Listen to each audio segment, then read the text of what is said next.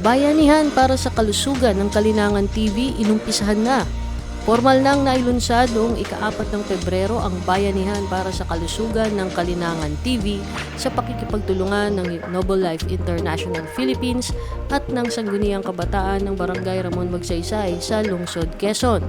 Ang Bayanihan para sa kalusugan ay isang programa ng Kalinangan TV kung saan sa tulong ng Noble Life International Philippines at iba't ibang lokal na institusyon, gayon din ng mga komunidad, ay magbibigay sila ng libreng health assessment upang malaman ang kalagayang pangkalusugan ng bawat individual.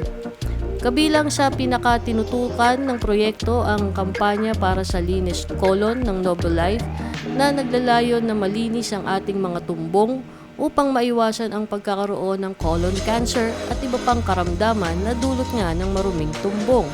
Kamakailan nga ay matagumpay na naumpisahan ang programa sa Barangay Ramon Magsaysay sa Lungsod, Quezon, bilang bahagi naman ng pagpapasalamat ni Sangguniang Kabataan Chairperson Mikey Santos sa suporta ng kanyang mga kabarangay sa Sangguniang Kabataan.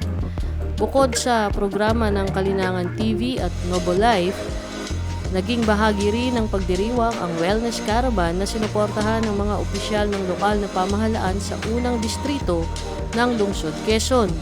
Ang Bayanihan para sa kalusugan ay nakatakdang dalhin ng Kalinangan TV sa mga komunidad ng Katutubo at uumpisahan nila ito sa mga katutubong Dumagat Remontado sa Barangay Calawis, Antipolo, Rizal, kasunod ang Tagbanwa, Tandulanen sa El Nido, Palawan at Tumandok sa Aklan.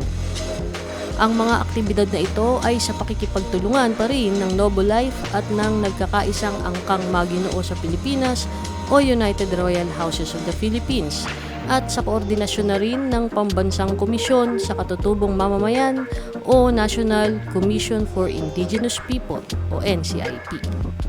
Ako po si Baron RJ Laurea, nag-uulat para sa Kalinangan TV.